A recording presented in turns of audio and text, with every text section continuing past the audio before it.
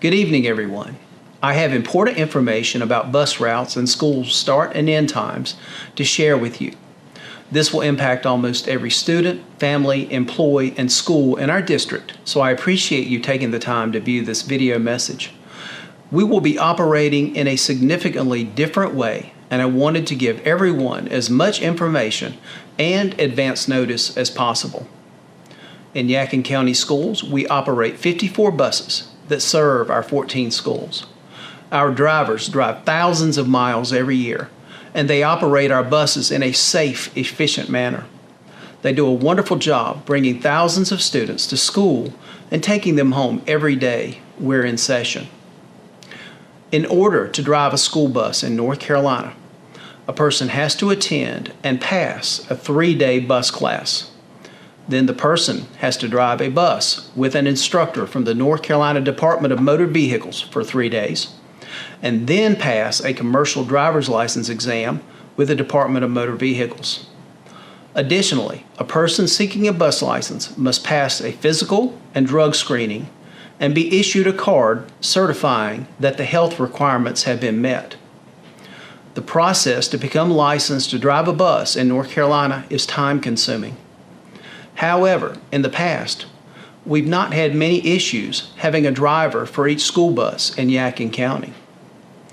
This past school year presented some major challenges because we were never fully staffed with drivers to cover all of our bus routes. We're like every other employer in that we are having difficulty staffing in some areas, including in transportation. If you look around, you'll notice that trucking companies, which also require commercial driver's licenses, are all seeking drivers. However, last year was minimal compared to what we are facing in the school year that will begin in August. If school were to begin tomorrow, we would be short 9 drivers. We also potentially may lose 3 or 4 more drivers before school begins in August. A bus driver training class was held approximately 3 weeks ago. We only had one person who attended the class who intends to drive a bus for Yadkin County Schools. Additionally, we only have 3 substitute drivers who are not full-time school district employees. I'm going to be honest with you. We simply will not be able to cover all bus routes with the number of drivers we currently have unless we make changes to our school schedules. I want to cover the changes we are making in order that we can continue to safely transport all students who need bus transportation to school. Our plan is to implement a tiered bus route schedule. I want to take a moment to explain what this means. In school districts that use tiered bus routes, elementary schools typically have an earlier start time, and middle and high schools have a later start time. This also impacts what time schools dismiss students. By implementing a tiered bus route schedule, this will allow most of our buses to run elementary routes first. The buses would drop off students at the elementary schools and then leave immediately to pick up middle and high school students.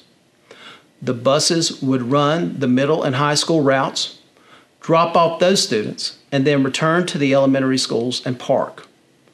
The buses would then run afternoon elementary routes, drop off the students, and then head to our middle and high schools to run those routes. There are 2 important things to remember about this change. First, this would significantly reduce the number of drivers we need since we will be using fewer buses. We project that we will go from operating 54 buses daily down to 38 buses. Secondly, this change will impact what time our schools begin their instructional day. This will vary by school, and I don't have the specific time for schools yet, but I want to give you an approximate idea of what this means for your child's school. Instead of beginning at 7:50, we anticipate that our elementary schools will begin their instructional day at approximately 7:30. This would also impact the dismissal time, and it would be approximately 30 minutes earlier than it was last year. Our out-of-school time programs will continue to open at 6:15 each morning and will be open each afternoon as soon as school is over for the day. We anticipate that our middle and high school instructional days will begin somewhere between 8:30 to 8:40. This will also push back the dismissal time to approximately 3:30 to 3:40 in the afternoons. This should actually benefit our middle and high school students. Studies have shown that a later start time tends to benefit middle and high school students academically. I want to address the Yadkin Early College specifically. Students at the early college take high school and college courses. We do not anticipate that the Yadkin Early College's schedule will change any, if at all, this coming school year. The first day for early college students is August 15th. College courses for these students have already been scheduled based on the availability of college professors, so it would be difficult to change the early college's start and end times at this point. In the past, early college students who rode buses were transported to either Starmount or Forbush High School, and then they had to catch another bus to the early college. However, I anticipate that instead of being transported to a high school campus by bus, we will have buses that serve the early college only, and these students will be picked up at their homes and then be transported directly to the early college. At this point, I cannot give you specific start and end times for each school.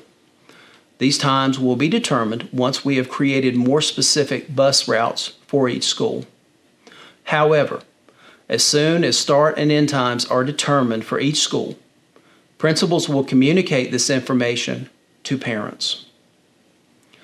I understand that some parents who bring their students to school will have concerns about what time they can drop students off each morning. Principals will be working on a supervision schedule to ensure that students are adequately supervised each morning, no matter what drop-off time is established for your child's school. I recognize this is a big change. There will be bumps in the road along the way, and it will be a transition for just about everyone, especially during the first week of school. However, we will work through and resolve the issues, and we will make things run smoothly. School, with the exception of the early college, does not begin until August 29th.